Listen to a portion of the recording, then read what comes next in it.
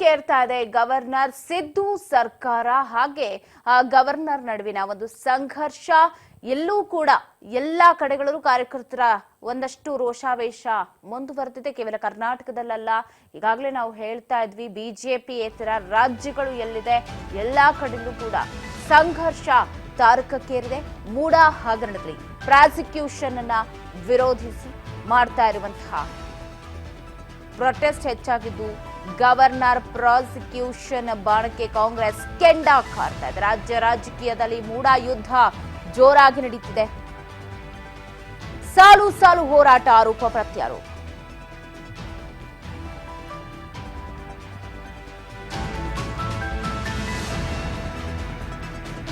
ಮತ್ತೊಂದು ಸುತ್ತಿನ ಹೋರಾಟಕ್ಕೆ ಸಜ್ಜಾಗಿದೆ ಕಾಂಗ್ರೆಸ್ ಗವರ್ನರ್ ನಡೆಯನ್ನ ವಿರೋಧಿಸಿ.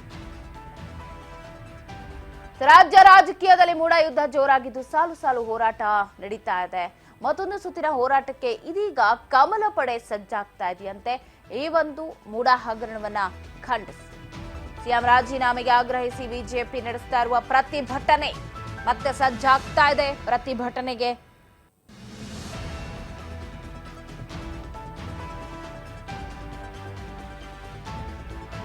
ನಾಳೆ ರಾಜ್ಯದಾದ್ಯಂತ ಬಿಜೆಪಿಯಿಂದ ಬೃಹತ್ ಪ್ರತಿಭಟನೆ.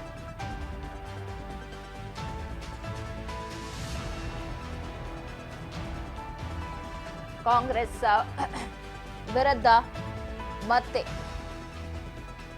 ಪ್ರತಿಭಟನೆಗೆ ಮುಂದಾಗ್ತಿದ್ದಾರೆ. ಸಿಎಂ ರಾಜೀನಾಮೆಯನ್ನ ಕೊಡಬೇಕು ಅಂತ ಆಗ್ರಹಿಸುತ್ತಿದ್ದಾರೆ. ರಾಜ್ಯಪಾಲರಿಗೆ ಅವಮಾನದ ಆರೋಪ ಸಿಡಿದಿದ್ದಾರೆ ಕೇಸರಿ. ರಾಜ್ಯಪಾಲರ ಪ್ರಾಸಿಕ್ಯೂಷನ್ಗೆ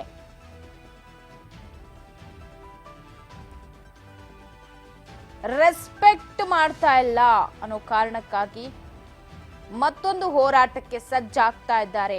ನಾಳೆ ರಾಜ್ಯದಾದ್ಯಂತ ಬಿಜೆಪಿ ಬೃಹತ್ ಹೋರಾಟ ಮಾಡುತ್ತಂತೆ. ಕಾಂಗ್ರೆಸ್ ವಿರುದ್ಧ ಪ್ರತಿಭಟನೆಯ ಕಾಳೆಯನ್ನ ಮೊಳಗಿಸೋದಿಕ್ಕೆ ಸಿದ್ಧವಾಗ್ತಾ ಇದೆ ಬಿಜೆಪಿ. ಹಿಂದೆ ಮೈಸೂರು ತನಕ ಪಾದಯಾತ್ರೆಯನ್ನ ಮಾಡಿದ್ವಿ. ಈಗ ಪ್ರಾಸಿಕ್ಯೂಷನ್ಗೆ ಅನುಮತಿ ಕೊಟ್ಟರು, ಅದನ್ನ ವಿರೋಧಿಸ್ತಿರೋದ್ರ ಬಗ್ಗೆ ಮತ್ತೆ ಹೋರಾಟಕ್ಕೆ ಸಜ್ಜ ಆಗ್ತಾ ಇದ್ದಾರೆ. ಬಿಸಿ ಮುಟ್ಟಿಸ್ತೀವಿ ಅಂತ.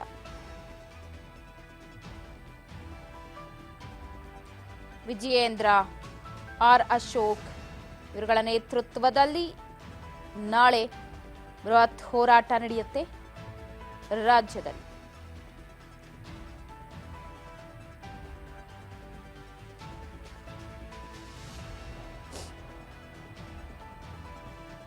ಮತ್ತೊಂದು ಸುತ್ತಿನ ಹೋರಾಟ. ಹಿಂದೆ ಸಾಕಷ್ಟು ಬಾರಿ ಹೋರಾಟ, ಪ್ರತಿಭಟನೆ, ವಾಗ್ದಾಳಿ, ಪಾದಯಾತ್ರೆ ಎಲ್ಲವೂ ಕೂಡ ನಡೆದಿದೆ. ಯಾವುದೂ ಏನು ಹೊಸದಾಗಿ ಆಗಬೇಕಾದಿಲ್ಲ ಇಲ್ಲಿ. ಈಗ ಮತ್ತೊಮ್ಮೆ ಹೋರಾಟವನ್ನ ಮಾಡ್ತೀವಿ. ಯಾಕಂದ್ರೆ ರಾಜ್ಯಪಾಲರು ಪ್ರಾಸಿಕ್ಯೂಷನ್ ಕೊಟ್ಟಿದ್ದಾರೆ, ಅದನ್ನ ಯಾರು ಎಕ್ಸೆಪ್ಟ್ ಮಾಡೋಕಿಲ್ಲಿ ತಯಾರಿಲ್ಲ. ಅವರದ್ದೇ ಆದ ಹೇಳಿಕೆಗಳನ್ನ ಕೊಡ್ತಾ ಅವ್ರ ವಿರುದ್ಧನೇ ಹರಿಹಾಯ್ತಿರೋದು ಎಷ್ಟರ ಮಟ್ಟಿಗೆ ಸರಿ ಅಂತ ಹೇಳಿ ಪ್ರತಿಭಟನೆಗೆ ಮುಂದಾಗ್ತಾ ಇದ್ದಾರೆ. ಒಂದು ಕಡೆ ಕಾಂಗ್ರೆಸ್ನವ್ರು ಹೇಳ್ತಾರೆ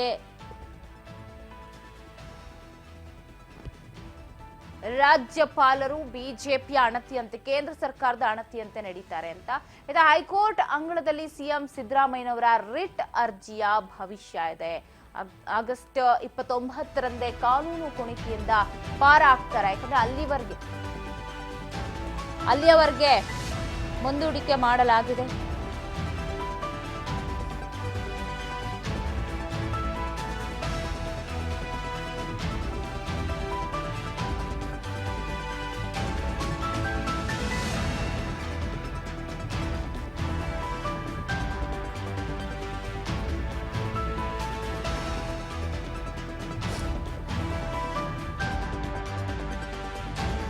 ಸಲ್ಲಿಸಿದಂತಹ ಸಿಂಘ್ವಿ ಅವರು ಸಲ್ಲಿಸಿದಂತಹ ಒಂದು ರಿಟ್ ಅರ್ಜಿ ಏನಿತ್ತು ಅದರ ವಿಚಾರಣೆಯನ್ನ ನಡೆಸಿ ಜನಪ್ರತಿನಿಧಿಗಳ ಕೋರ್ಟ್ಗಾಗಿರಬಹುದು ತಡೆಯಾಜ್ಞೆಯನ್ನ ಸದ್ಯ ಕೊಟ್ಟಿತ್ತು. ಈಗ ವಿಚಾರಕ್ಕೆ ಸಂಬಂಧಪಟ್ಟಂತೆ ಮತ್ತಾಗ್ತಿರೋ ಡೆವಲಪ್ಮೆಂಟ್ ಅನ್ನ ನೋಡ್ತಾ ಇರಬಹುದು. ಈಗ 29ಕ್ಕೆ ಮುಂದೂಡಿಕೆಯನ್ನ ಮಾಡಲಾಗಿತ್ತು. ಅಲ್ಲಿವರೆಗೂ ಏನ್ ಆಗುತ್ತೆ ಅನ್ನೋದನ್ನ ನೋಡಬೇಕು ಅಂತ. ಈಗ ಹೈಕೋರ್ಟ್ ಅಂಗಳದಲ್ಲಿ ಸಿಎಂ ಸಿದ್ದರಾಮಯ್ಯ ಅವರ ಪ್ರಾಸಿಕ್ಯೂಷನ್ ವಿಚಾರ ಇರುವುದು. ಆತಂಕದ ಮಧ್ಯೆ ಶಾಸಕಾಂಗ ಸಭೆಯನ್ನ ಕೂಡ ಕರೆದಿದ್ದಾರೆ. ನಾಳೆ ಸಿಎಂ ಸಿದ್ದರಾಮಯ್ಯ ನೇತೃತ್ವದಲ್ಲಿ ಶಾಸಕಾಂಗ ಸಭೆ ನಡೆಯುತ್ತೆ. ನಾಡಿದ್ದು ದೆಹಲಿಗೆ ಹಾರ್ತಾರೆ. ಶಾಸಕರ ವಿಶ್ವಾಸ ಗಳಿಸೋದಕ್ಕೆ ಸಿಎಂ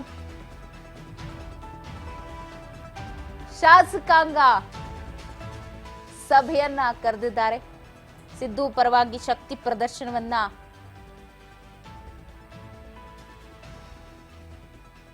ಶಾಸಕರು ಕೊಡ್ತಾರಾ? 29 ತಾರೀಕೇನಿದೆ ಆವತ್ತು ಸಿದ್ದರಾಮಯ್ಯನವರು ಈ ಪ್ರಾಸಿಕ್ಯೂಷನ್ ಅಥವಾ ಕಾನೂನಿನ ಕುಣಿಕೆಯಲ್ಲಿನ ಪಾರ ಆಗ್ತಾರಾ?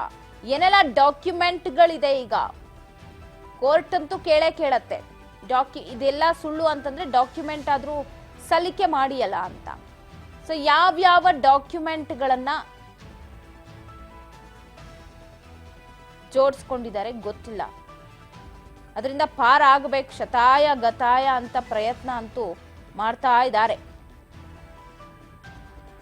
ಪಾರ ಆಗ್ಲೇಬೇಕು ಅನ್ನೋ ನಿಟ್ಟಿನಿಂದ. ಸೊ ಪಾರ ಆಗ್ತಾರ ಏನಂತ ಗೊತ್ತಿಲ್ಲ. ಆಗ್ಲೇಬೇಕು ಅನ್ನೋದಂತೂ ಇದೆ. ಪ್ರಾಸಿಕ್ಯೂಷನ್ ಆತಂಕದ ಮಧ್ಯೆ ಶಾಸಕಾಂಗ ಸಭೆಯನ್ನ ಕರೆದಿದ್ದಾರೆ. ನಾಳೆ ಸಿಎಂ ಸಿದ್ದರಾಮಯ್ಯನವರು ಶಾಸಕಾಂಗ ಸಭೆಯನ್ನ ಮುಗಿಸಿ ಎಲ್ಲಾ ಶಾಸಕರ ಒಂದು ವಿಶ್ವಾಸವನ್ನ ಗಳಿಸಬೇಕು ಅನ್ನೋ ಪ್ಲಾನ್ ಮಾಡಿದ್ದಾರೆ. ಅಲ್ಲಿಂದ ನಾಡಿದ್ದು ದೆಹಲಿಗೆ ಹೋಗ್ತಾರೆ. ಅಲ್ಲಿ ಹೈಕಮಾಂಡ್ ನ ಭೇಟಿ ಆಗಬೇಕಾಗಿದೆ ಸಿದ್ದರಾಮಯ್ಯನವರು. ಸೊ ಹಾಗಾಗಿ ಸಮಯ ನಿಗದಿ ಆಗಿರೋ ಹಿನ್ನೆಲೆ ಶಾಸಕಾಂಗ ಸಭೆಯ ಬಳಿಕ ಅವರು ದೆಹಲಿಗೆ ಪ್ರಯಾಣವನ್ನ ಬಳಸ್ತಾರೆ ಅಂತ ಹೇಳಲಾಗ್ತಾ ಇದೆ. ಅಲ್ಲಿ ಏನ್ ಹೇಳ್ತಾರೆ ವರಿಷ್ಠರು ಗೊತ್ತಿಲ್ಲ. ಸೊ ಎಲ್ಲವೂ ಕೂಡ ಕುತೂಹಲ ಇದೆ, ಏನೆಲ್ಲ ಆಗಬಹುದು ಅನ್ನೋ ನಿಟ್ಟಿನಲ್ಲಿ. ಪ್ರಾಸಿಕ್ಯೂಷನ್ ಕುರಿತು ರಾಜಕೀಯ ಹೋರಾಟಕ್ಕೆ ತಂತ್ರ ಮಾಡ್ತಿದ್ದು ಸಭೆಯಲ್ಲಿ ಶಾಸಕರ ಅಭಿಪ್ರಾಯವನ್ನ ಸಿದ್ದರಾಮಯ್ಯನವರು ಸಂಗ್ರಹ ಮಾಡ್ತಾರೆ ಅಂತ ಹೇಳಲಾಗ್ತಾ ಇದೆ. ಶಾಸಕರ ಒಮ್ಮತದ ಅಭಿಪ್ರಾಯ ಏನಿದೆ ಅದನ್ನ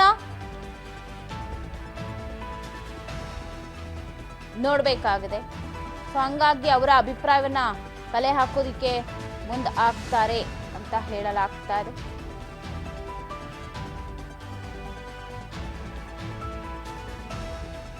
ಸೊ ಏನಾಗಿರಬಹುದು ಹಾಗಾದ್ರೆ? ಶಾಸಕರ ಅಭಿಪ್ರಾಯ ಅನ್ನೋದು ಗೊತ್ತಿಲ್ಲ. 29ರಂದೇ ಕಾನೂನು ಕುಣಿಕೆಯಿಂದ ಪಾರ ಆಗ್ತಾರ.